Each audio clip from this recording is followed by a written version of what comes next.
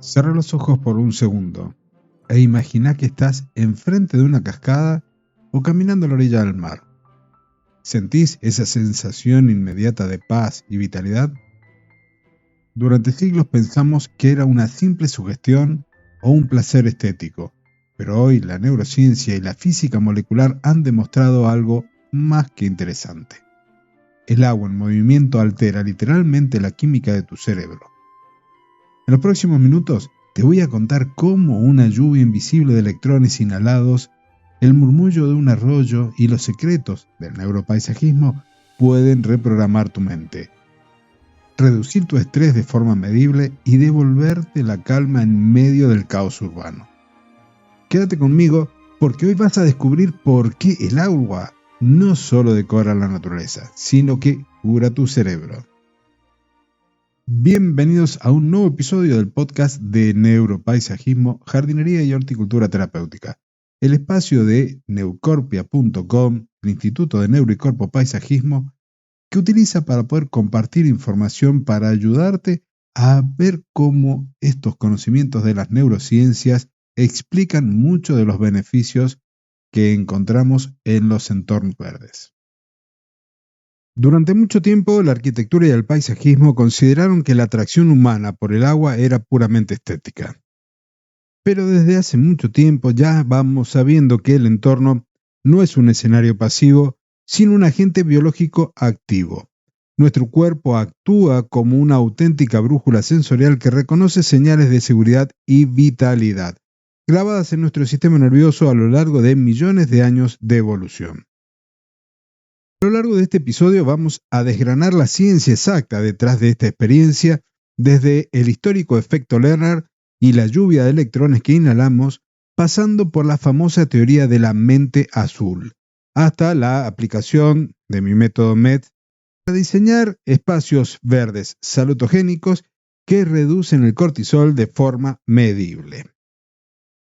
En cuanto a lo que te mencioné recién del efecto Lerner y la física de la ionización, para comprender este fenómeno debemos adentrarnos en la física del agua en movimiento y en un hombre clave, el señor Philipp Lenard, físico húngaro-alemán y ganador del Premio Nobel de Física en 1905. Él estudió en 1892 lo que hoy conocemos como electrificación por aspersión o mecanismo balioeléctrico. Él demostró que cuando las gotas de agua colisionan violentamente entre sí o contra superficies duras, se produce una carga eléctrica generada por la ruptura de la capa doble eléctrica de Helmholtz. A nivel molecular, la autólisis natural del agua genera iones de hidronio, es decir, en símbolos químicos H3O con el signo positivo, e hidróxido HO con el signo negativo. En la superficie de la gota, los iones hidróxido crean una capa eléctrica con carga negativa. Al chocar, la sillazadura mecánica fragmenta la gota. El núcleo pesado retiene una carga positiva, mientras que la capa superficial se rompe en micropartículas nanoaerosoles volátiles cargados de electrones libres. Estos son los famosos iones del aire negativos, aeroiones.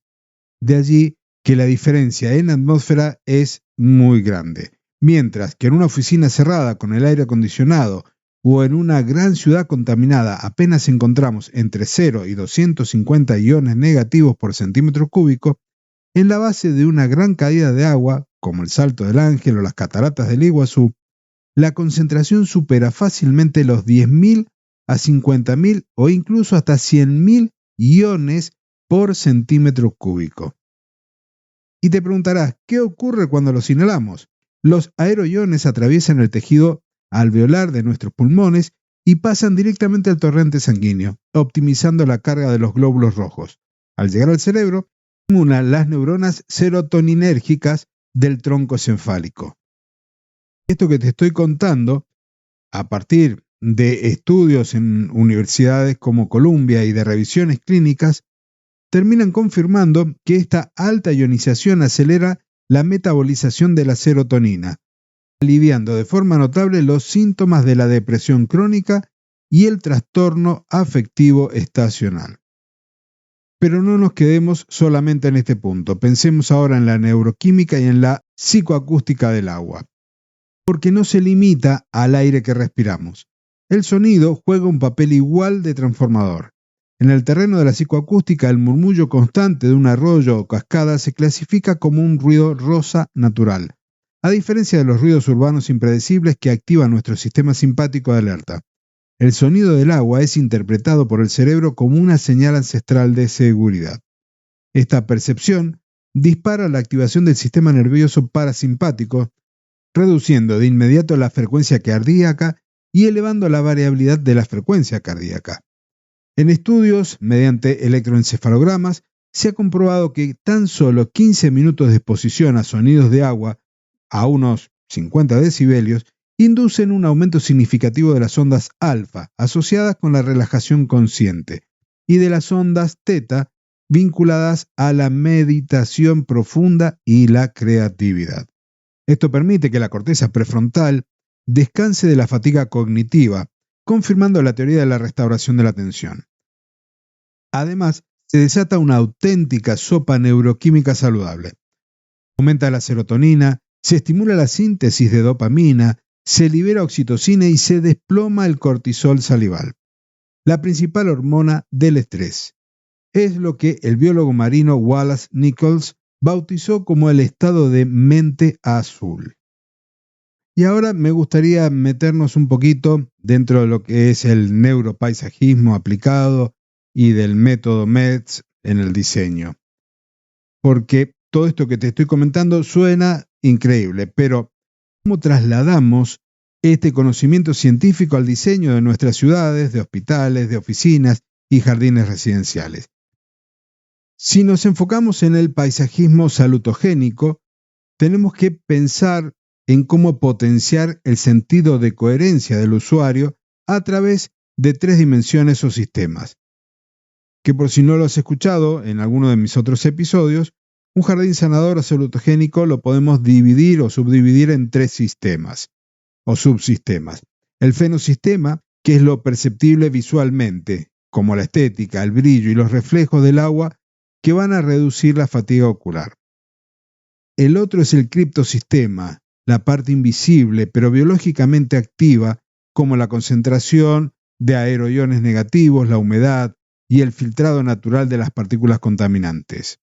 Finalmente, el intersistema, que es la dimensión relacional donde el murmullo del agua genera una burbuja de privacidad auditiva ideal para la introspección o la conversación íntima. Y si estás pensando en construir una cascada y te imaginas todas esas que se ven en las películas, en las fotos de las distintas redes sociales, tenés que saber que no todas son igualmente de efectivas al momento de producir iones negativos. Si te imaginas una cortina de agua que cae 3-4 metros e impacta en el suelo y genera iones negativos, ya te estoy comentando de que no es el sistema más efectivo.